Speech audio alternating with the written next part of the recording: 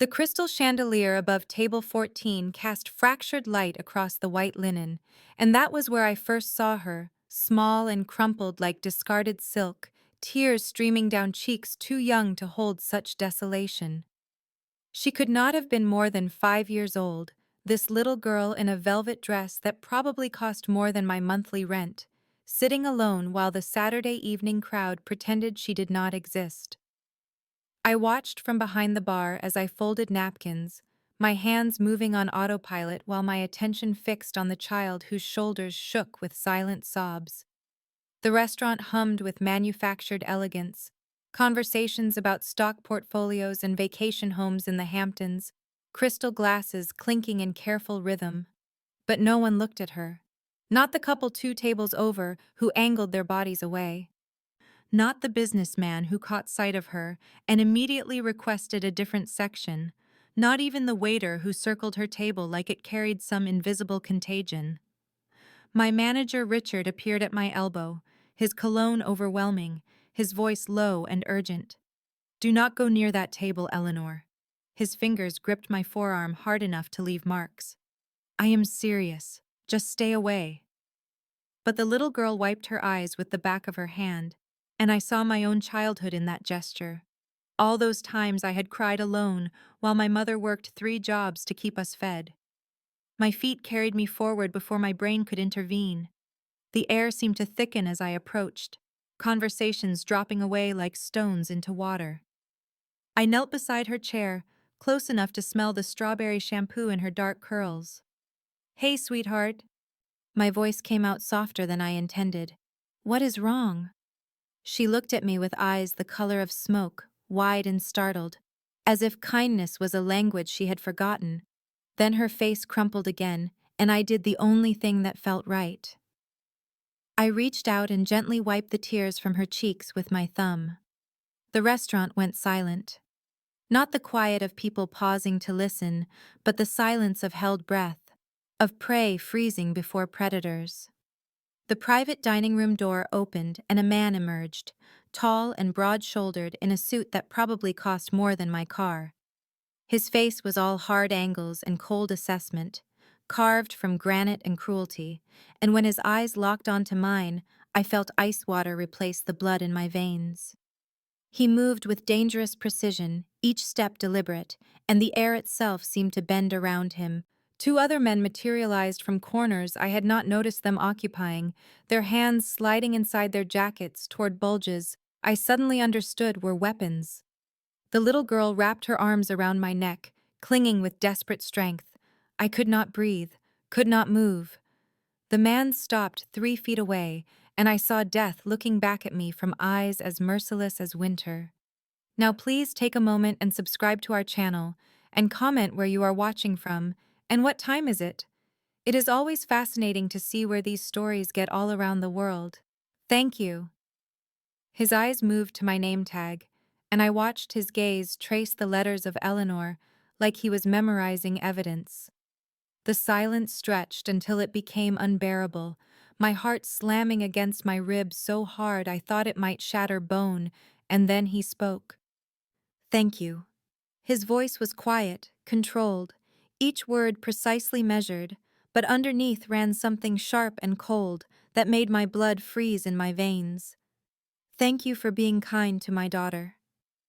The little girl, Sofia, still had her arms locked around my neck, her face buried against my shoulder, and I felt her small body trembling, or maybe that was my own trembling transferred to her. I tried to speak, but my throat had closed, tried to step back, but Sofia clung tighter, and Alexander Blackwood, because somehow I knew that was his name without being told, tilted his head slightly, as if I were a puzzle he was solving. "Sofia has been sitting there for 47 minutes. He glanced at his watch, the gesture casual, but his tone still carrying that edge like a blade pressed to skin. 47 minutes crying while people walked past, while they requested different tables, while they pretended a child in distress was invisible. You are the first person to touch her, to ask if she was all right."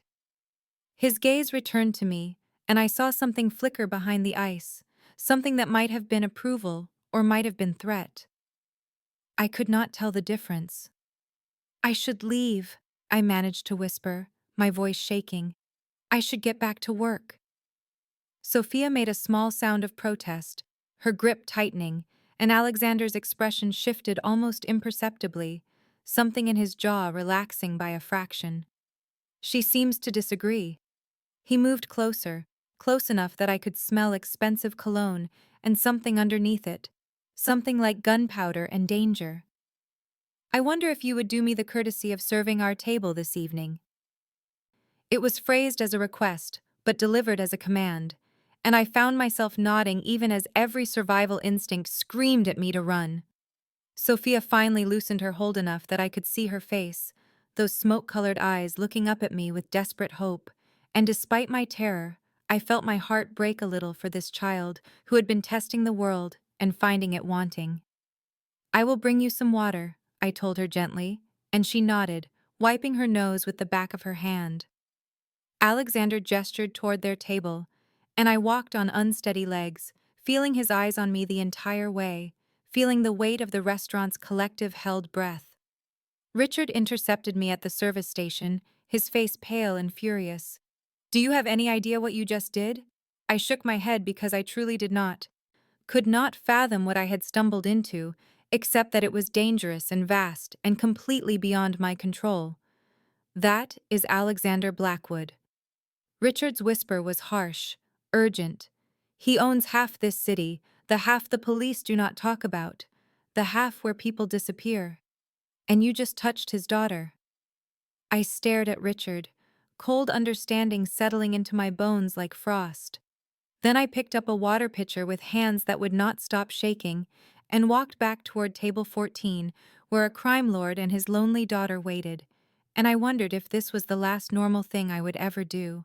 Monday evening he returned with Sofia, requesting my section with the same quiet authority that made refusal impossible, and Tuesday he came again.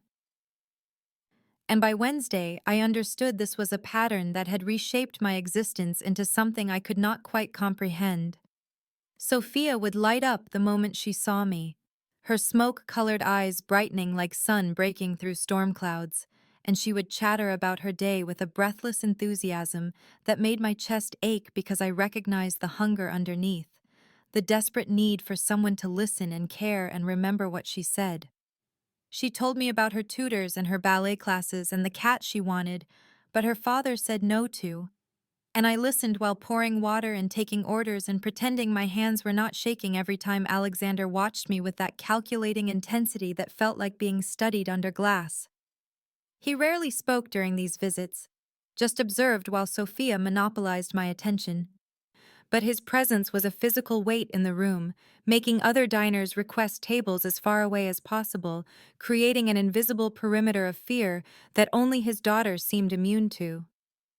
On Thursday, Sofia told me her mommy was in heaven, said it matter-of-factly while coloring on the children's menu I brought her, and I saw Alexander's jaw tighten almost imperceptibly, saw his fingers curl against the table like he was gripping something invisible to keep himself anchored.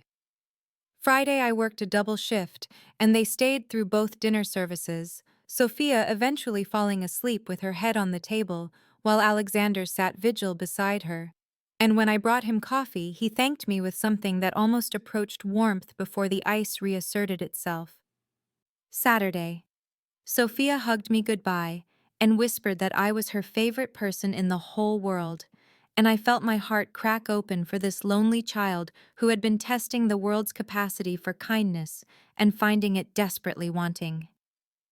By the following Tuesday, I had learned from Richard's terrified gossip that Sofia had gone through 17 nannies in 2 years, that Alexander's standards were impossible and his temper legendary, that his wife had been killed by a rival organization and he had responded by systematically destroying everyone involved across 3 states. I should have been more frightened, but instead, I found myself genuinely caring about Sofia, looking forward to her visits despite the danger her father represented, and I caught myself thinking about them during my off hours, wondering if Sofia ate her vegetables, or had nightmares, or felt safe in that world of violence and power. Thursday of the second week, my shift ended at 9, and I walked to my car in the poorly lit employee lot, exhausted and worried about the eviction notice waiting at home and the medical bills from my mother's hospice care last year. And Alexander was leaning against my car like he had materialized from shadows, his presence making my heart slam into my throat.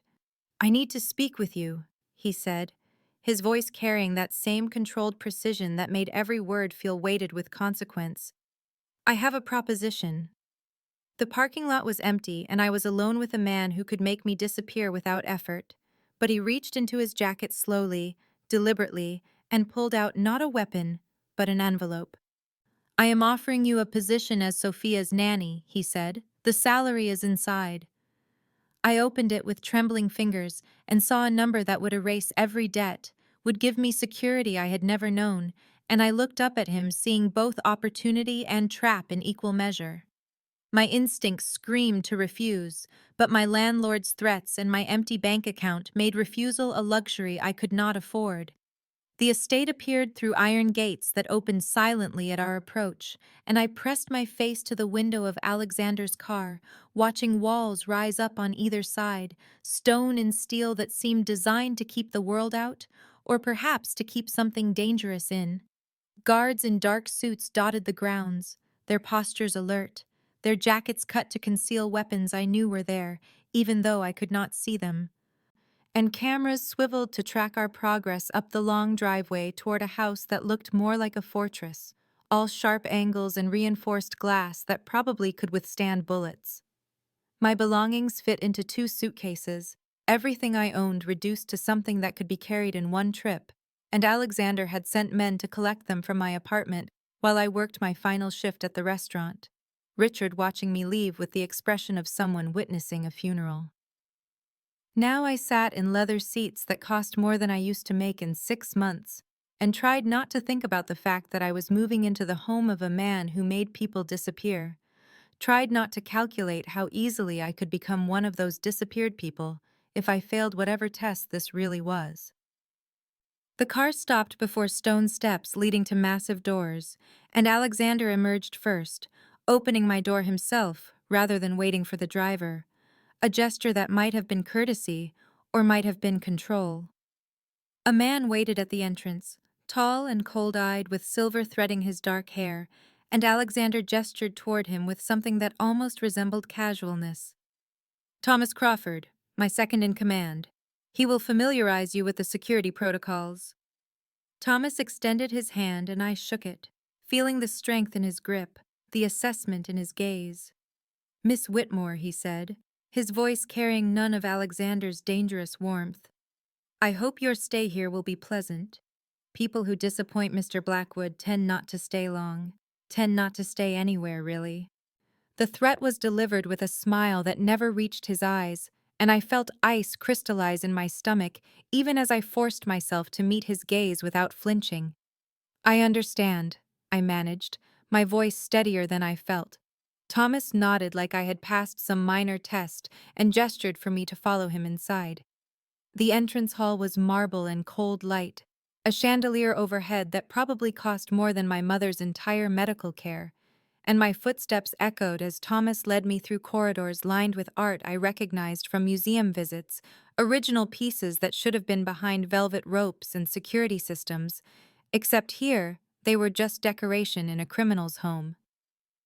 My bedroom was on the second floor, east wing, and when Thomas opened the door, I actually stopped breathing for a moment, because the space was larger than my entire former apartment, all cream colors and soft textures, floor-to-ceiling windows overlooking gardens that looked designed by someone who understood beauty and tragedy in equal measure. The bed could have fit 4 people. The bathroom had heated floors and a tub carved from single piece of stone. I stood in the center of it all, feeling like an imposter, like someone playing dress-up in a life that could never truly belong to me. And Thomas was watching my reaction with that cold assessment that made me wonder what he reported back to Alexander, what details mattered in this world of violence and control. "Sofia will want to see you immediately," he said. "She has been asking for you every 10 minutes since you accepted the position." Despite my fear, I felt warmth bloom in my chest at the thought of that lonely little girl finally having consistency, finally having someone who would not leave, and I followed Thomas back down the hallway to a room painted soft pink with white furniture and stuffed animals arranged with the precision of someone trying very hard to create normalcy. Sofia looked up from her coloring when I entered, and her entire face transformed, pure joy erasing the careful guardedness I had seen in the restaurant, and she launched herself at me with enough force that I stumbled backward, catching her, holding her while she wrapped her arms around my neck exactly like that first night. "You came," she whispered against my shoulder. "You really came." "I promised, did I not?" I said softly, and felt her nod, felt her trembling with relief or happiness, or maybe both. She pulled back enough to look at my face, studying me with those smoke-colored eyes that were so much like her father's, and then she grabbed my hand and tugged me toward her bookshelf. "I want to show you everything," she announced. "I want to show you my whole room and my toys and my mommy's picture." She pulled a silver frame from her nightstand and held it up, and I looked at the photograph of a woman with dark hair and pale skin and delicate features, beautiful in a fragile way that seemed designed to break, and my breath caught because Thomas was right about the resemblance. Not identical, but close enough that it could not be coincidence, close enough that I suddenly understood this might not be about Sofia at all, but about Alexander trying to resurrect something dead. That night I lay in my enormous bed unable to sleep, listening to the unfamiliar sounds of the estate, the distant hum of security systems, the periodic footsteps of guards making rounds, and around midnight I heard someone in the hallway outside my door, heard them stop, heard nothing but presence and breathing, and I knew with absolute certainty that Alexander stood on the other side listening to my silence, perhaps wondering if I was asleep, or perhaps just confirming I was still there, still real. And then after an eternity, his footsteps moved away, and I was left alone wondering if I had been hired as nanny or replacement, caretaker or ghost made flesh. Routines became our salvation and my purpose, the structure I built around Sofia's days, like scaffolding around something fragile and precious that needed support to grow properly. We woke at 7 each morning, and I braided her dark hair while she told me her dreams, then breakfast in the sunlit dining room where I made her eat fruit even when she protested, then lessons with her tutors in subjects I could barely remember from my own inadequate education, then lunch and afternoon activities that I designed to be normal, determinedly normal, park visits and art projects and baking cookies that filled the fortress with smells of vanilla and chocolate that seemed incompatible with the armed men outside. Sofia blossomed under the consistency, her careful guardedness melting into genuine childhood joy, and I watched her transform day by day into someone less haunted, someone who laughed freely and asked endless questions and trusted that I would be there when she woke and when she slept. Alexander watched us constantly. I felt his presence even when I could not see him, glimpsed him standing in doorways with that unreadable expression, saw him at windows observing Sofia and I in the gardens, and I could not decipher what he was thinking, whether he approved or calculated or simply monitored his investment. Thursday of my second week, Sofia and I sat at breakfast, sunlight streaming through glass that I now knew was bulletproof, and she reached for her orange juice with the casual inattention of a 6-year-old, and the glass tipped and fell, and liquid spread across white tablecloth and onto my shirt, cold and sticky, and Sofia's eyes went wide with terror that no child should feel over an accident. Alexander sat at the head of the table reading financial reports, and his hand slammed down on the wood with a crack like a gunshot, and Sofia went absolutely still, frozen like prey under a predator's gaze. And something in me ignited, something fierce and protective that overrode every survival instinct. I moved before thinking, shifting to shield Sofia with my body, and I met Alexander's eyes directly, saw the rage there that could erase people from existence, and I heard my voice cutting through the tension, firm and clear and unafraid even though my heart hammered against my ribs. "It was an accident," I said. "She is 6 years old, and accidents happen, and you will not make her afraid of being a child in her own home." The room held its breath, the guards by the door tensing, Thomas halfway rising from his seat, and Alexander stared at me with something dangerous flickering behind the ice. And I thought, this is it. This is where I learn what happens to people who challenge him. But I did not look away, did not back down, and I kept my hand on Sofia's shoulder, feeling her trembling beneath my palm. Then something shifted in Alexander's expression, some infinitesimal softening that I almost missed, and he exhaled slowly and looked at his daughter, really looked at her, saw the fear in her smoke-colored eyes that mirrored his own. "Sofia," he said quietly, and his voice had transformed into something gentle that I had never heard from him. "I apologize. You did nothing wrong. It was an accident, as Eleanor said." Sofia stared at him like he had spoken a foreign language, then slowly nodded, and I felt the tension drain from her small body. Alexander's gaze returned to me and held, and I saw something in his eyes that might have been respect or curiosity or recognition. Thomas approached me after lunch while Sofia napped, finding me in the library where I was pretending to read, but actually trying to stop my hands from shaking with delayed fear. "No one has stood up to Alexander like that in years," he said without preamble, studying me with less coldness than usual. "Most people who challenge him end up regretting it permanently." I looked up at him, forcing steadiness into my voice. "She is a child who deserves to feel safe. That matters more than my fear." Thomas nodded slowly like I had confirmed something he suspected. "Perhaps that is why you are still here," he said, and left me alone with my racing heart and my questions. That evening around 9, someone knocked on my bedroom door, 3 precise raps, and I opened it to find Alexander standing in the hallway, looking somehow less certain than I had ever seen him, his dangerous exterior cracked just enough to reveal something human underneath. "I wanted to thank you," he said awkwardly, the words clearly unfamiliar in his mouth, "for this morning, for protecting Sofia even from me." His vulnerability was more frightening than his rage because it made him real, made him something more than the monster I needed him to be to maintain my emotional distance. "She deserves protection from everyone," I managed. "Even her father, when his grief makes him forget she is just a child." He flinched slightly at the word grief, and I knew I had hit something true and raw. "You are right," he said quietly. "You are right, and I am grateful she has you." He turned to leave but paused, looking back at me with an expression I could not read. "You are extraordinary, Eleanor Whitmore," he said. "More than I expected, more than I deserve." Then he was gone, and I stood in my doorway, wondering what it meant that the most dangerous man I had ever met had just revealed the broken places underneath his armor, wondering what it meant that I wanted to see more. Weeks became a rhythm I had not expected, a pattern of shared moments that transformed Alexander from the dangerous stranger who had terrified me into something more complicated and infinitely more troubling.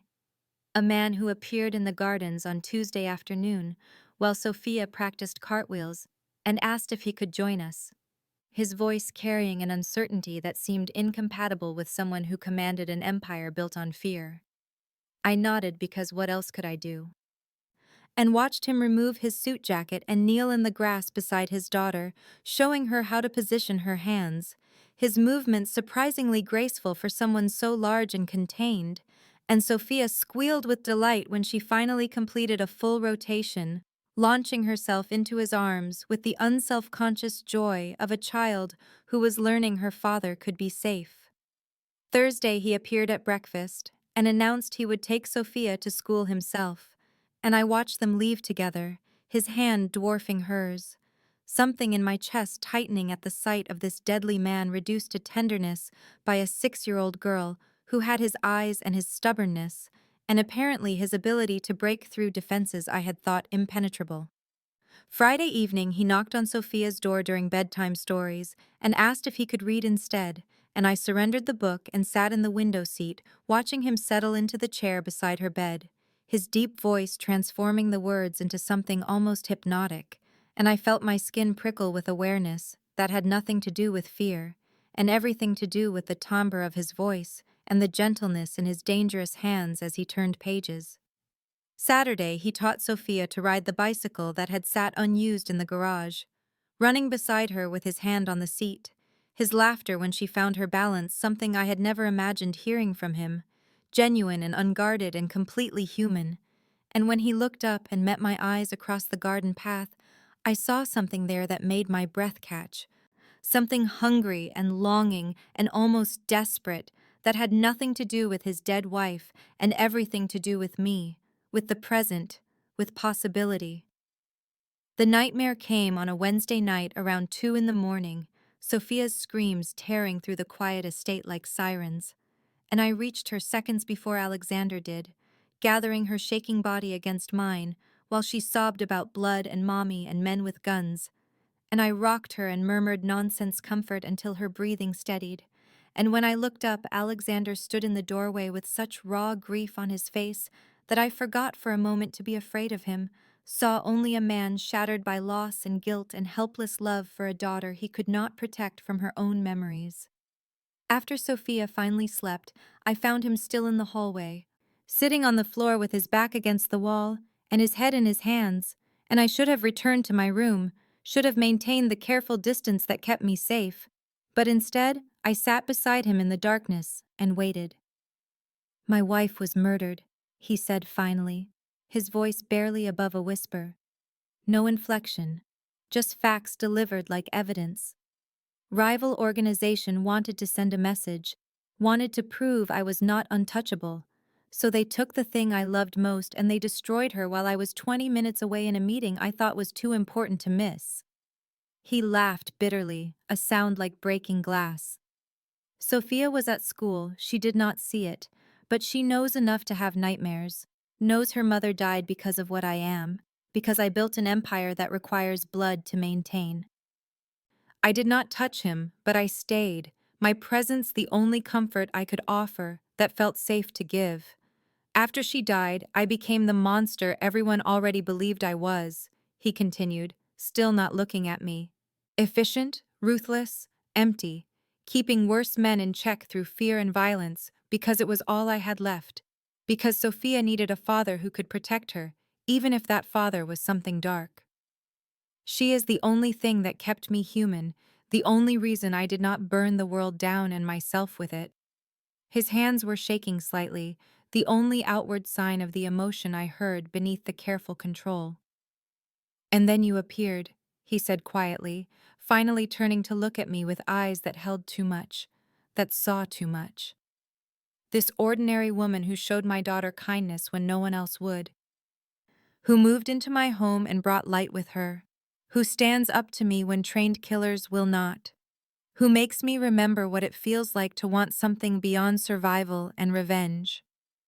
I stopped breathing because the intensity in his gaze was suffocating and intoxicating simultaneously, because I recognized what I saw there, had been trying desperately not to name it in myself. "You are not her replacement," he said, and I knew he meant his wife. "You are something entirely different, something I have no right to want, but cannot seem to stop wanting anyway." The confession hung between us in the darkened hallway while the estate settled around us and Sofia slept peacefully behind her closed door. And when dawn finally broke through the windows, we were still sitting there, talking about his wife and my past and Sofia's future and the impossibility of what was growing between us, and I knew with absolute certainty that something fundamental had shifted, that I had seen the broken man underneath the monster and could never unsee him, that I was in far more danger from this vulnerability than I had ever been from his violence. The attraction had become impossible to ignore or deny, a living thing that existed in every shared space and glance, in the way Alexander's eyes followed me across rooms with an intensity that made my skin flush and my breath catch, in the way my heart accelerated when he entered a room, even when I was not looking at him, some instinctive awareness that recognized his presence like a compass finding north. Dinner became an exercise in restraint.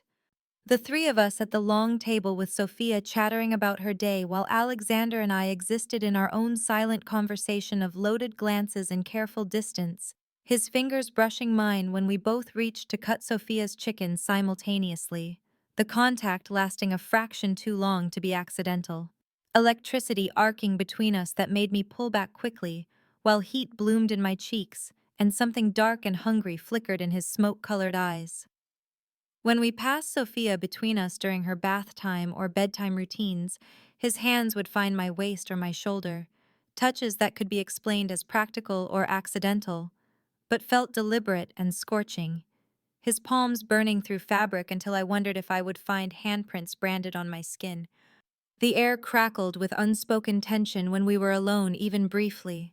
Conversations that started about Sofia's education or schedule dissolving into weighted silences, where we simply stared at each other across kitchen islands or library desks, both of us breathing too carefully, both of us aware we were balanced on a precipice that promised either flight or devastating fall. Tuesday evening around 10, after I had tucked Sofia in and read her 3 stories and kissed her forehead and promised I would be there when she woke, I should have gone to my room and locked the door and maintained the boundaries that kept this situation manageable. But instead, I found myself walking toward Alexander's study, drawn by an inevitability that felt both terrifying and right. The door stood partially open, and amber light spilled into the hallway, and through the gap, I saw him sitting at his desk with a crystal tumbler of whiskey and a photograph in his hands, and even from a distance, I recognized the image of his dead wife, blonde and beautiful and forever frozen at 29. And I watched grief wash over his features unguarded in his assumed solitude. I should have left, but I stepped through the doorway instead, and he looked up at the sound of my entrance, something raw and vulnerable in his expression before his usual control reasserted itself, though not completely, not enough to hide the pain underneath. "I am sorry," I said quietly.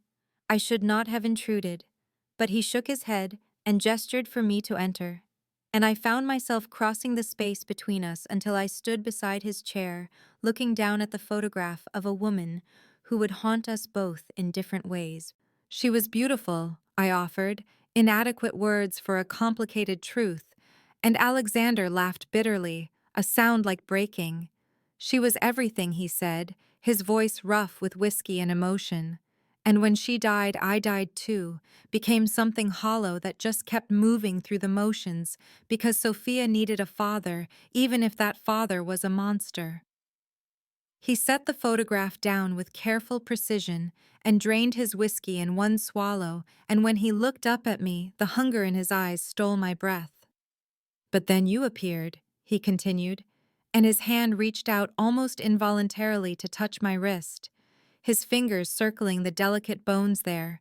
"And I feel guilty for wanting you, for betraying her memory, for being alive enough to desire someone else when she is cold in the ground because of my choices."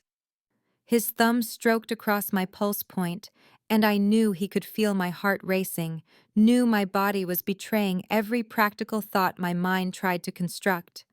"Living is not betrayal," I heard myself say, my voice steadier than I felt, my free hand lifting to touch his face, his jaw rough with evening stubble against my palm. "She would not want you frozen in grief forever, would not want Sofia to have only half a father." Something broke in his expression, and he stood abruptly, his chair scraping against wood, and suddenly he was pulling me close with trembling hands that framed my face like I was something precious and breakable. And his kiss was desperate and hungry, and tasted like expensive whiskey and years of denial, and I kissed him back with equal desperation, my fingers tangling in his dark hair, my body pressed against his solid warmth, and we broke apart finally, both breathing hard, foreheads touching, his hands still cradling my face with a gentleness that contradicted his reputation. "We have crossed a line," he said quietly, stating the obvious. And I nodded because we both knew there was no uncrossing it, no pretending this had not happened, no returning to the careful distance we had maintained. "I know," I whispered, and kissed him again. The nights became something stolen and precious, moments carved from darkness when Sofia slept, and the estate settled into quiet, and Alexander would find me in the library or the garden, or sometimes simply appear at my bedroom door, with an expression that made my pulse race and my carefully constructed defenses crumble. And we would come together with a hunger that felt both new and ancient, his hands learning the geography of my body, while I discovered the scars on his that told stories of violence survived and wars won. And afterward, we would talk in whispers about everything and nothing, about Sofia's progress at school, and my observations about which guards were most trustworthy, and his childhood before power corrupted innocence, and my dreams before poverty narrowed possibility.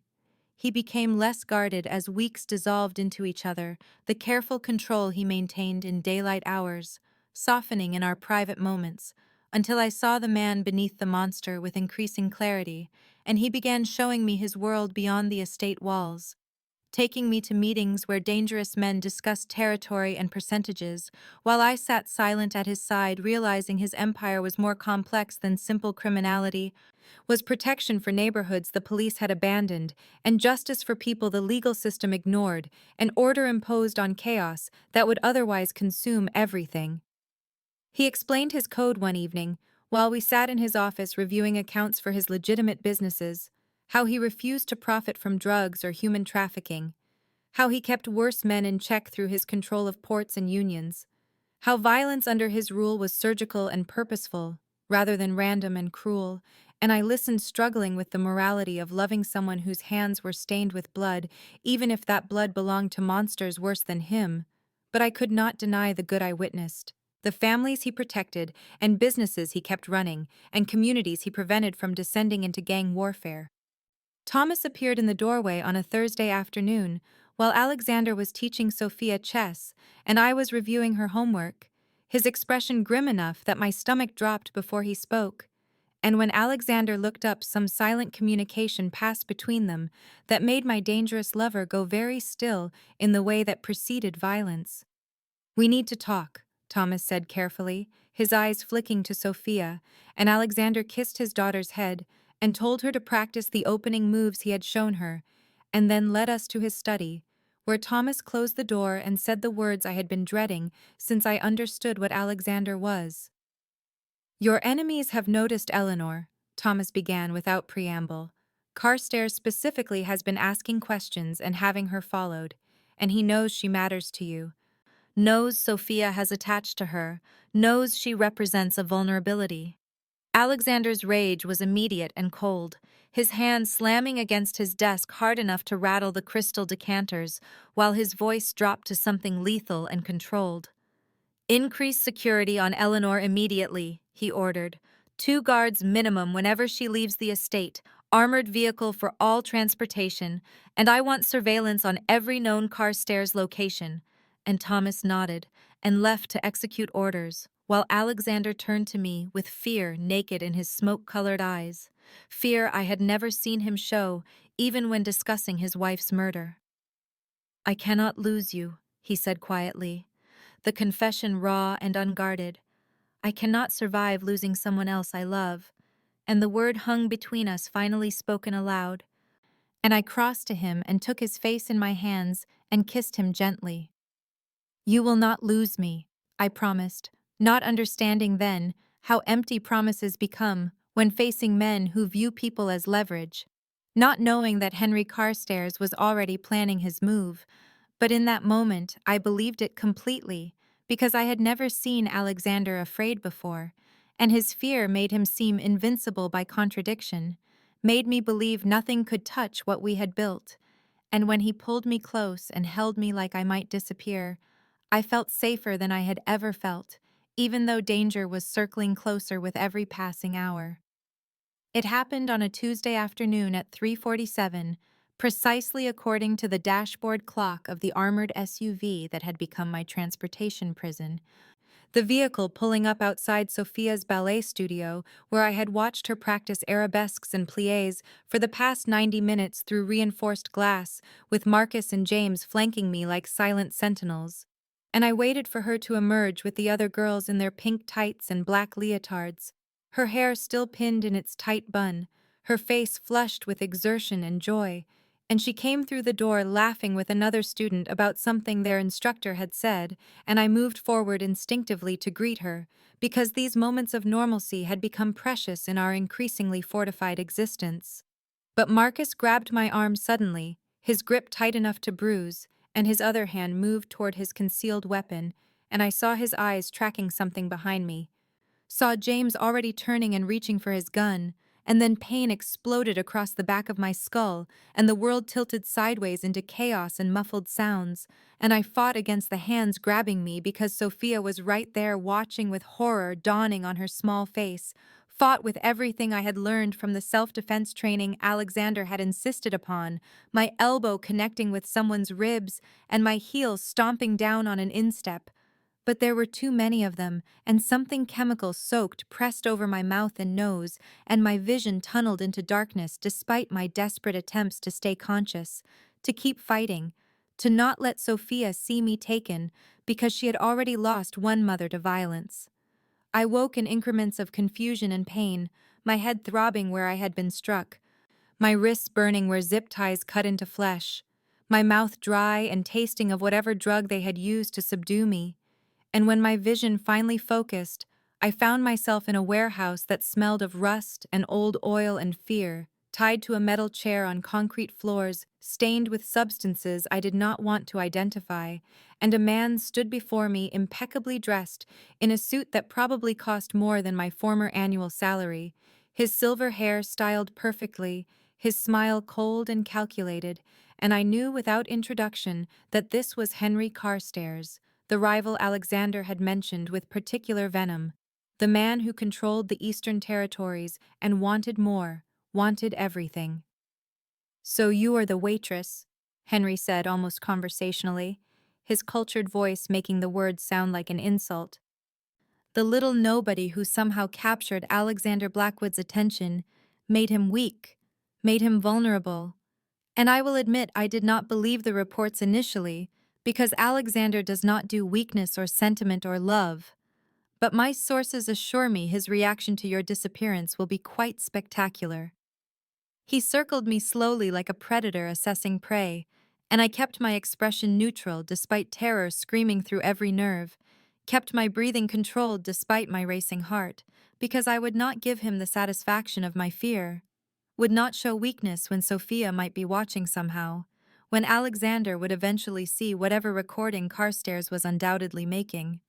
"You cannot win this," I said quietly, my voice steadier than I felt. "Alexander will come for me, and when he does, you will regret every second of this decision." And Henry laughed genuinely amused, and his hand shot out faster than I expected, and slapped me hard enough that blood filled my mouth and stars exploded across my vision, and when I looked back at him, I smiled with blood-stained teeth, smiled with defiance, because fear was what he wanted, and I would give him nothing. The gunfire started at 9:17, according to the expensive watch Henry had been wearing when he showed it to me like some trophy of his superiority. The sound of automatic weapons erupting outside the warehouse in a symphony of violence that made Henry's confident expression fracture into something like concern, and then genuine fear as the shooting intensified and grew closer, methodical and overwhelming, the kind of assault that spoke of superior numbers and tactical precision and absolute murderous intent, and his men scrambled for defensive positions while Henry grabbed my chair and dragged me toward a back office, using me as the human shield I had always been in his calculations. But the attack was too fast, too coordinated, breaching the warehouse from 3 points simultaneously, according to the chaos of shouting voices and running footsteps, and I heard screams cut short and bodies hitting concrete and the distinct sounds of execution shots, careful and certain. And then silence fell so complete it felt like the world had stopped breathing, and Henry had his gun pressed against my temple, his hand shaking slightly, his cultured voice cracking as he shouted that he had the girl and would kill me if anyone came closer. But the door to the office exploded inward in a shower of splintered wood, and Alexander filled the doorway like vengeance incarnate, His black suit splattered with blood that was definitely not his own, his face a mask of cold fury that made him look like the monster everyone claimed he was. His weapon raised and steady, his eyes wild and dangerous until they locked on me, and something shifted in his expression, something desperate and relieved, and still absolutely lethal. Henry's gun pressed harder against my skull, hard enough to hurt, and he was saying something about negotiations and territory and safe passage, his words tumbling over each other in panic. But Alexander was not listening, was looking only at me with an intensity that communicated everything, and I understood what he needed, understood the calculation happening behind those smoke-colored eyes, and I let myself go completely limp in the chair, dead weight that threw off Henry's balance for just a fraction of a second, and Alexander moved faster than should have been possible, his shot precise and controlled, and Henry's gun clattered away unfired as he fell backward with a hole in his shoulder, disarmed but alive, and then Alexander was there cutting the zip ties with a knife that appeared from somewhere, his hands shaking as they touched my face, checking for injuries. His fingers gentle despite the violence still humming through his frame, his eyes cataloging every bruise and cut with barely controlled rage. "Can you walk?" he asked, his voice rough and strained, and I nodded because I could do anything now that he was here, now that I was safe. But he lifted me anyway, cradling me against his chest like something precious and breakable, and he carried me through the warehouse past bodies I deliberately did not look at too closely, past his men who were efficiently erasing evidence, past Thomas, who met his gaze with a single nod, and then we were outside where armored vehicles waited with engines running, and Alexander placed me in the back seat, but did not release me, did not let me go even for a second, and then he turned back toward the warehouse with an expression that made my blood run cold. "Wait here," he ordered, and I grabbed his hand knowing what he intended, knowing that Henry Carstairs was still alive inside, and part of me, the part that had been a waitress serving coffee and smiling at rude customers, wanted to tell him no. Wanted to say that revenge was not worth his soul, but the part of me that loved Sofia, that understood what men like Henry represented, that knew this would never truly end unless Alexander finished it, stayed silent. He searched my face looking for permission or condemnation, and I held his gaze steadily and said the words that changed everything between us. "Do what you have to do."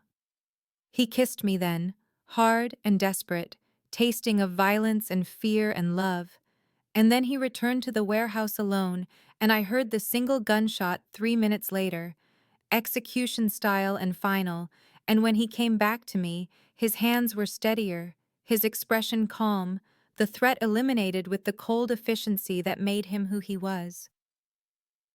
The week following Henry Carstairs' death moved with mechanical precision as Alexander systematically dismantled every remaining thread of opposition in the Eastern Territories, his response so overwhelming and absolute that the entire criminal underworld understood the message written in blood and ash, and I watched from the safety of the estate as Thomas reported each eliminated threat with clinical detachment, while Alexander listened with that cold, focused intensity that meant he was calculating 5 moves ahead, ensuring that no one would ever again consider me or Sofia vulnerable targets worth pursuing.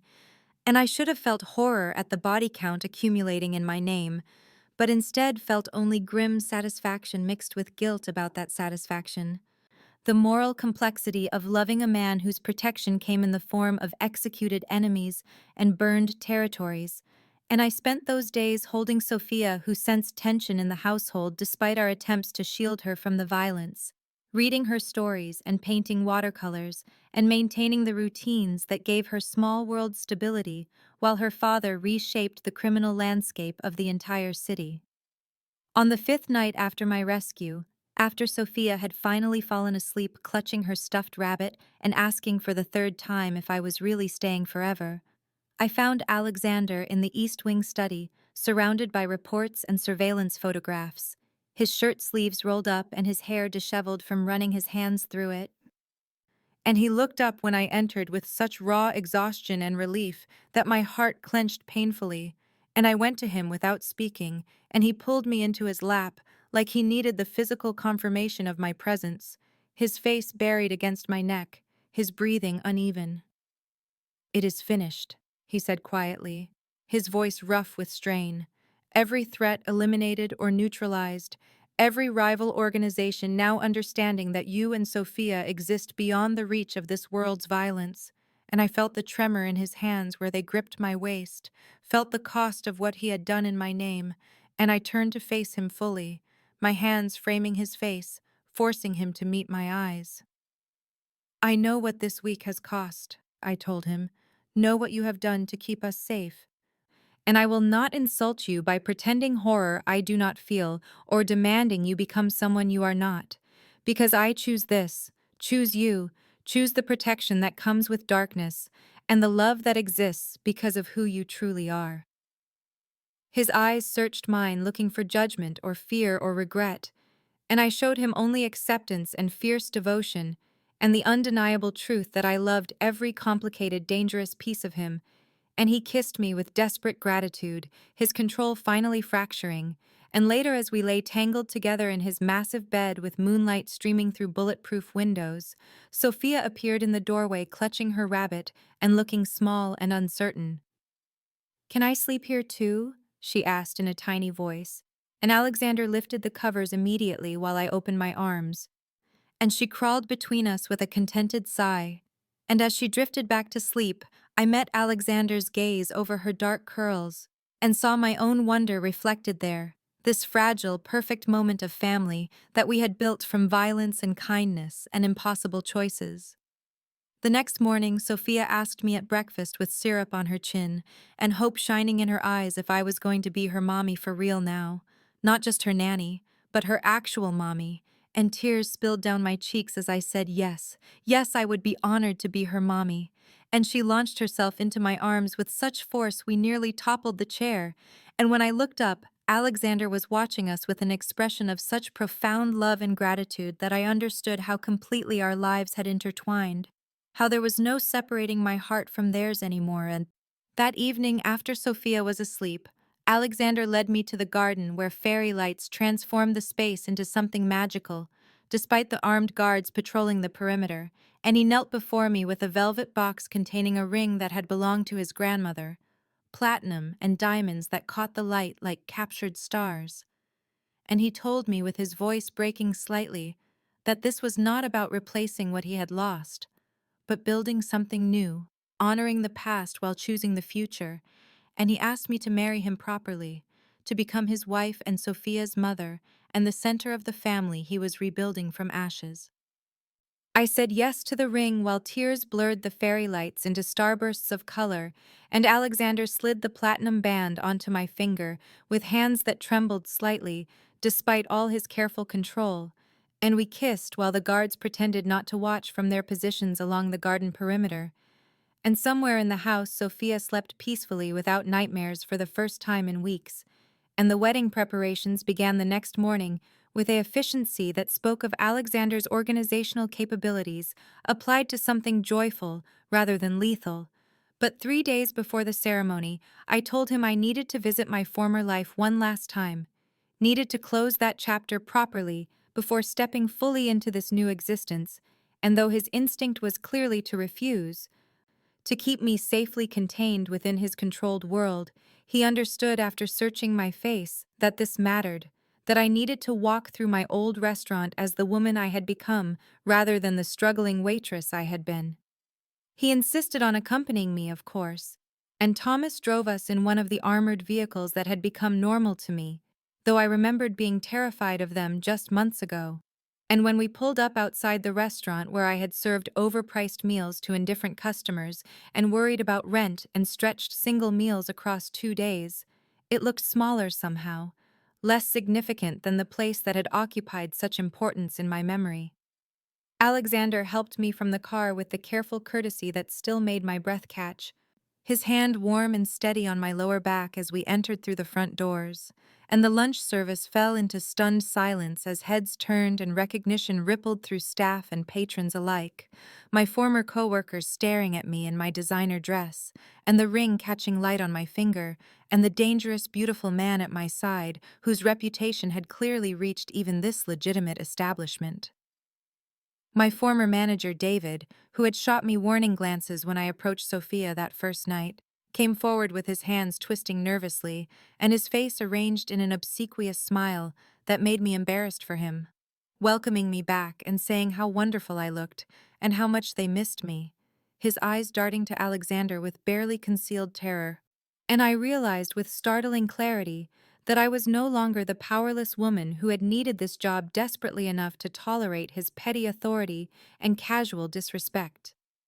"Thank you," I told him calmly, "but I am just visiting, saying goodbye to this part of my life before my wedding," and I introduced Alexander formally, watched David's face go pale as he recognized the name, and felt Alexander's hand tighten slightly on my waist in silent support.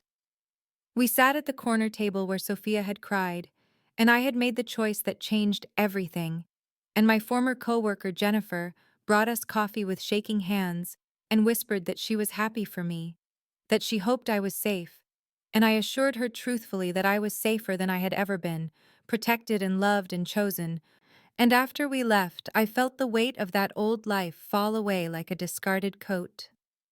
The wedding took place on a Saturday afternoon, when autumn light filtered golden through the floor-to-ceiling windows of the estate ballroom, and I stood in the bridal suite, with my hands trembling, as I fastened the delicate buttons of the ivory silk dress that Alexander had commissioned from a designer whose name I could not pronounce, the fabric flowing around me like water and making me look like someone from another world entirely, not the struggling waitress who had wiped tears from a crying child's face, but a woman worthy of standing beside a dangerous, beautiful man who commanded empires and inspired fear. Sofia burst through the door, wearing her flower girl dress of pale pink tulle, her dark curls crowned with a wreath of white roses, and she spun in a circle before throwing her arms around my waist and declaring that I looked like a princess from her storybooks. And I knelt carefully to meet her eyes and told her that today was the day we became a real family, that I would be her mommy forever, and she kissed my cheek with such fierce joy that fresh tears threatened to ruin the makeup that had taken an hour to apply. The ceremony itself was intimate by design, just 20 trusted associates who had proven their loyalty through years of service to Alexander, men and women who existed in the shadows, but who gathered in the sunlit ballroom to witness something surprisingly traditional and tender. And Thomas stood as Alexander's best man, looking uncomfortable in formal attire, but wearing an expression of genuine happiness that transformed his usually severe features. When the music began and Sofia scattered rose petals down the white runner with concentrated determination, I walked alone toward where Alexander waited beneath an arch of white flowers and trailing greenery, and the look on his face when he saw me stopped my breath entirely. Such raw, vulnerable love mixed with disbelief that this moment was real, that he was being given this second chance at family and happiness, despite the blood on his hands and the darkness that surrounded his empire. He took my hands with his own trembling slightly, and the officiant began speaking words about love and commitment and partnership, but I barely heard them because I was lost in Alexander's eyes, seeing the dangerous crime lord and the devoted father and the broken man who had rebuilt himself through sheer will existing simultaneously in this one impossibly complicated person I loved with every fractured piece of my heart. When we reached the vows, Alexander spoke first in that deep voice that still made my skin prickle with awareness, promising to protect me always with everything he possessed, to love me fiercely through whatever storms came, to honor both my strength and my compassion, to give me always the choice to walk away if this life became too heavy. And his voice broke slightly on those final words, because we both knew he was terrified I might someday take that option. I squeezed his hands and met his gaze steadily as I made my own promises, to stand beside him through everything regardless of what darkness came, to be Sofia's mother with all the devotion she deserved, to build a life and family in the spaces between the shadows, to choose him every single day, knowing exactly who and what he was, and I told him with absolute certainty that I would never want out, that this complicated, dangerous love was the truest thing I had ever known. We exchanged rings, platinum bands that matched the engagement ring from his grandmother, and when the officiant declared us married, Alexander kissed me with such tenderness and reverence that I forgot about the armed guards stationed throughout the estate and the criminal empire we existed within, aware only of his hands cradling my face, and Sofia cheering wildly, and Thomas clearing his throat roughly, and in that perfect suspended moment, I understood that kindness toward a crying child had led me here to this impossible, beautiful beginning. The months after the wedding unfolded with a rhythm that felt stolen from someone else's life. Some parallel universe where waitresses actually married dangerous men and found happiness instead of tragedy. And I moved through the estate each day with Sophia's hand in mine, or Alexander's arm around my waist, and felt the unfamiliar weight of belonging settle into my bones like something precious and fragile. I had become fully and completely Sophia's mother in every way that mattered, attending her school performances and packing her lunches with notes tucked inside and braiding her dark hair each morning while she chattered about her friends and her teachers and the games they played at recess. And she no longer mentioned the parade of nannies who had failed to love her properly, or the loneliness that had made her cry in that restaurant where our lives had collided.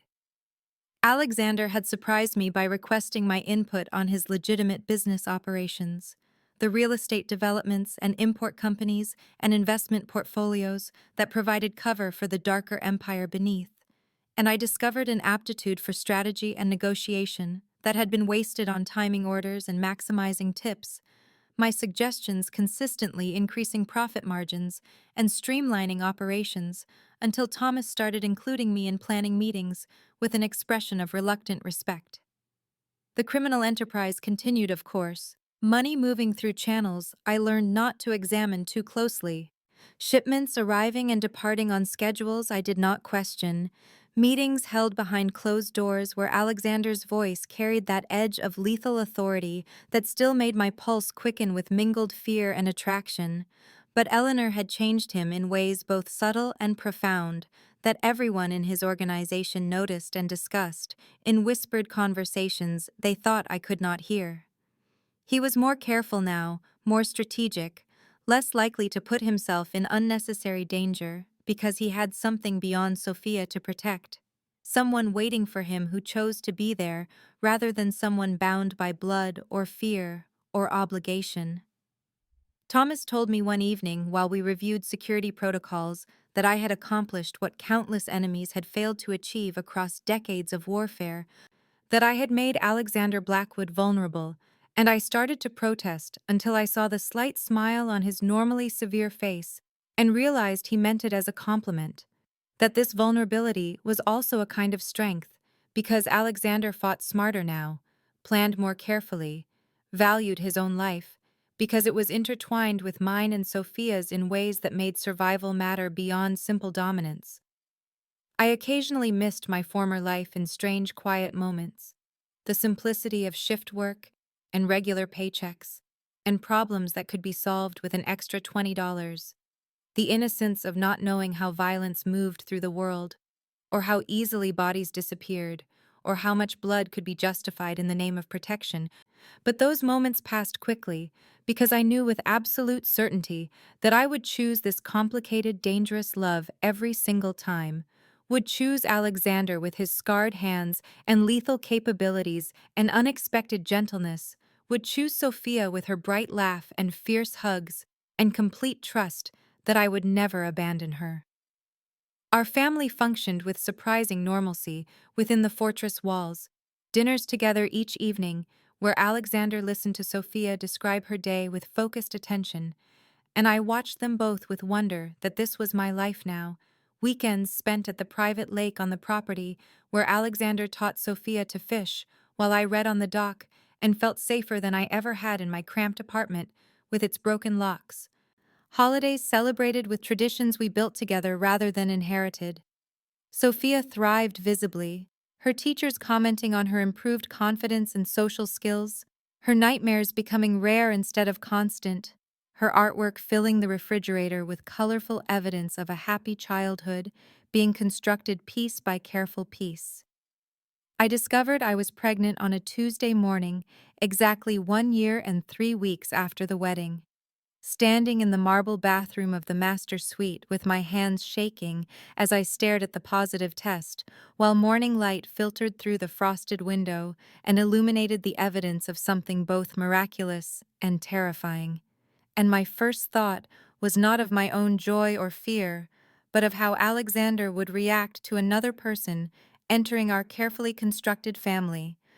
Another vulnerability in his armor, another potential source of devastating loss that might break him completely if anything went wrong. I found him in his office reviewing shipping manifests with Thomas, both men looking up sharply when I appeared in the doorway because they could clearly read something monumental on my face, and Thomas excused himself immediately with unusual tact, while Alexander crossed to me in 3 long strides and took my hands in his, asking what was wrong in that voice that could command armies, or gentle, frightened children, depending on what the moment required. I told him simply and directly that I was pregnant, watching his face transform through a rapid sequence of emotions. Shock giving way to pure incandescent joy that lasted perhaps 5 seconds before fear crashed over his features like a wave, and his hands tightened on mine almost painfully as the implications settled into his tactical mind. Another person to protect, another chance for the universe to destroy him, another hostage to fortune in a world where his enemies would use any weakness against him. I touched his face gently and reminded him of what we had learned together, that love always involves risk, that hiding from life to avoid pain means never truly living, that our family was worth every danger it brought, and I watched him struggle visibly between the terror of potential loss and the joy of this new beginning, until finally he pulled me against his chest and held me so tightly I could barely breathe, while his heart thundered against my ear. Sofia's reaction when we told her that evening was uncomplicated delight, jumping up and down and chattering about baby names and whether she would have a brother or sister and how she would teach them everything she knew and protect them always. Her excitement so pure and genuine that it eased some of Alexander's fear and reminded us both that children accept miracles more easily than adults who have learned to expect tragedy. As my pregnancy progressed through the early months of fatigue and nausea, Alexander became almost obsessively protective in ways that would have been suffocating if I had not understood the wounded places they came from, insisting on accompanying me to every doctor appointment, upgrading security systems that were already impenetrable, restricting my movements beyond the estate unless surrounded by armed guards, checking on me hourly as though I might disappear if he looked away too long. I finally confronted him one evening when he suggested I should not attend Sofia's school play because the venue had too many uncontrolled variables, telling him firmly that I refused to be imprisoned by his fear, that true protection meant allowing freedom within safety, that I would not teach our children that love meant hiding from the world, and I watched him absorb my words with visible effort before nodding slowly and acknowledging that I was right, even though every instinct screamed at him to lock me away where nothing could touch me. The middle months brought physical changes that alternately fascinated and terrified Alexander, his hands drawn repeatedly to my growing belly, where he could feel the baby moving, his expression wondering and awed and deeply vulnerable in those moments when he let himself believe this might actually work, that we might be given this gift without cosmic punishment, that happiness was something he was allowed to keep. When we learned we were having a son, Alexander wept openly for the first time since I had known him, holding my hand during the ultrasound while the technician politely pretended not to notice. And that night, he confessed he had been certain the universe would take this child, as it had taken so much else, that he did not deserve this second chance at fatherhood, at building something beautiful instead of just protecting what remained from the wreckage.